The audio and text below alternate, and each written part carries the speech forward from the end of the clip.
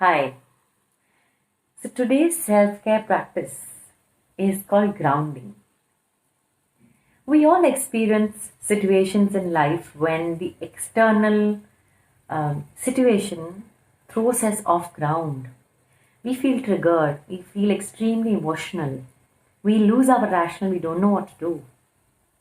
And that's the time when we are actually ungrounded.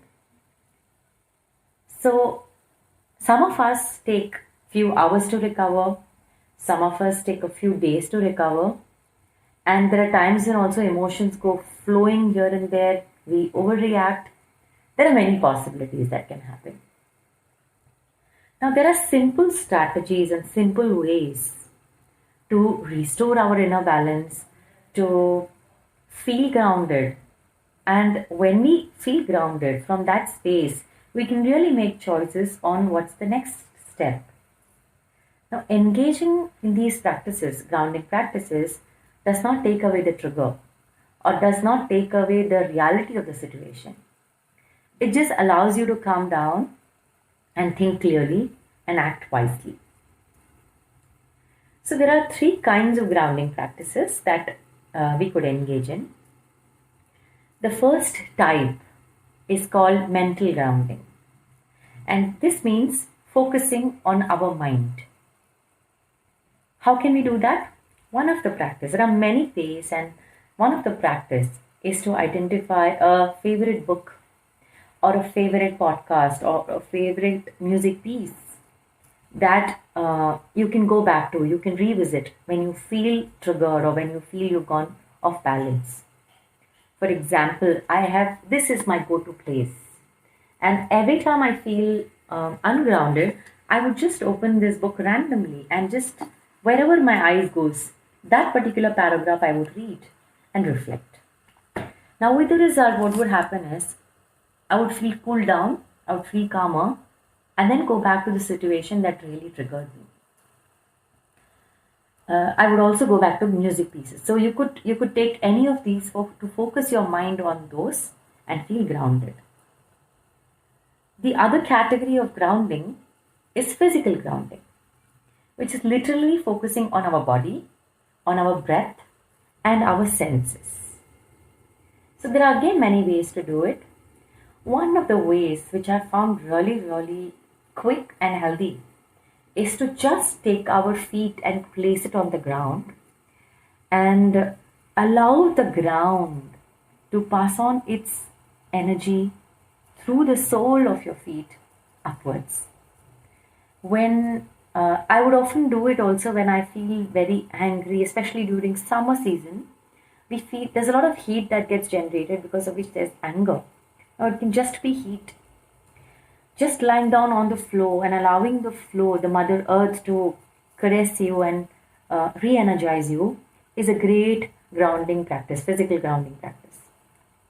The other practice is to take a shower or run cold water through your hands and your face, and you can get quickly energized. So that's a few methods on physical grounding. And third method of grounding is called soothing grounding. Now, what is it? Just saying soothing words to yourself. Like it could be affirmations or it could be lines that you have written. How I practice it is soothing grounding. One of the statements that I always tell myself is, even this shall pass away. And I learned it when I was in my teens actually. And I've often told that, and I found myself feel resilient whenever I have told that to myself. I also have certain poems which I put it up in front of me for a long time. I had Maya Angelou's poetry called "Still I Rise," and I would read it when I would feel angry, irritated, agitated. Instead of letting my emotions flow around, I would read that poetry and keep seeing just the lines. Still I rise, still I rise, still I rise, many, many times. Until one day, I really rose. So these are small ways, and use the wall space in front of you. You can create a soft board, or you can just have glue tag and stick those reminders on the wall. I have lots of them. just so that it gives us energy, it gives us that grounding experience when we need it. Now, the beautiful thing of grounding practices are it can be done anytime, it can be done on the go, it doesn't need too much time investment, and it all when we do it on a daily basis, it gives us enough energy. It's stored like an energy in the bank, and we can access it when we need it. So it's so beautiful, it's so simple to engage in, and extremely rewarding an experience. So do try these practices and more. And if you Google, there are many, many more. There are ways to ground your senses. It's called the 5-4-3-2-1 exercise. You can Google it. And there are many, many others. Just watching our breath is also a very, very important grounding exercise, because when we are angry, agitated, our breath pattern is very different.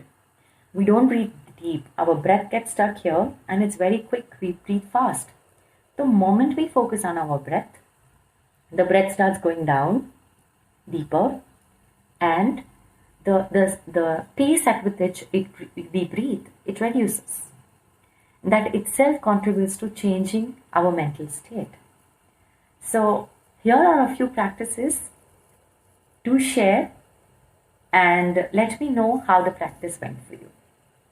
Have a great day.